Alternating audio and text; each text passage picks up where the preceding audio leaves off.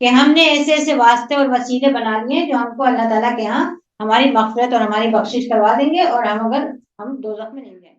نے یہ دعویٰ کیا ہے کہ ہمیں کچھ ہی دن دوزخ میں ہم جائیں گے تو چند دن کچھ آگ ہمارے پاس آئے گی، بس ہم چند دن جلائے جائیں گے۔ ان کے دین کے معاملے میں ان کی جھوٹی جھوٹی باتوں نے ان کو دھوکے میں رکھا ہوا ہے۔ ایسا بھی ہوتا ہے، جھوٹی جھوٹی باتیں آدمی کو دین کے معاملے میں دھوکے میں ڈال دیتی ہیں۔ یہودیوں اور عیسائیوں کو یہ جھوٹا گمان ہے کہ ہم اللہ تعالیٰ کے چہیتے ہیں اور ہم ہی اس کے محبوب ہیں، اور اگر ہم کتنے بھی گناہ کر لیں، کچھ بھی کر لیں، اگر ہم دوزخ میں جائیں گے بھی تو چند دن میں نکال دی جائیں گے، پھر ہم لوگ ہمیشہ جنت میں۔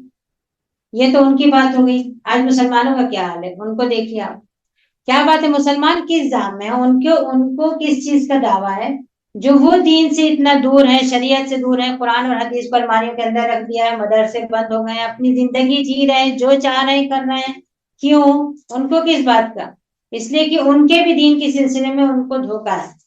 ان سے بھی لوگوں نے بتا دیا ہے کہ فلاں تمہاری بخشش کرا سکتا ہے اور فلاں تمہاری مغفرت کرا سکتا ہے، اور وہ پیر اور وہ ولی اور وہ درگاہ اور وہ دربار، ان کو بھی یہی زام ہے۔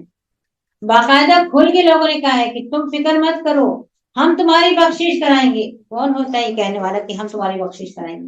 نبی کریم صلی اللہ علیہ وسلم نے اپنے صحابہ سے، نہ اپنے گھر والوں سے، نہ اپنی بیویوں سے کسی سے نہیں کہا کہ ہم تمہاری بخشش کرا دیں گے، تم بے فکر ہو۔ تو پھر کون ہوتا ہے جو یہ بات کہہ سکتا ہے؟ نہیں، کوئی نہیں کہہ سکتا۔ ہم بھی دین کے معاملے میں اسی طرح دھوکے میں پڑے ہوئے ہیں جس طرح یہودی اور عیسائی دھوکے میں پڑے ہوئے۔ وہ ان کو لگتا ہے کہ ہم اللہ کے چہیتے ہیں، اور مسلمانوں کو یہ لگتا ہے کہ ہم نے اللہ کے چہیتے بندوں کو اپنا چہیتا بنا لیا ہے تو ہماری بھی بخشش ہو جائے گی۔ ہر آدمی اپنا عمل دیکھے گا اور اپنی بخشش دیکھے گا، کوئی کسی کے کام نہیں آنے والا ہے۔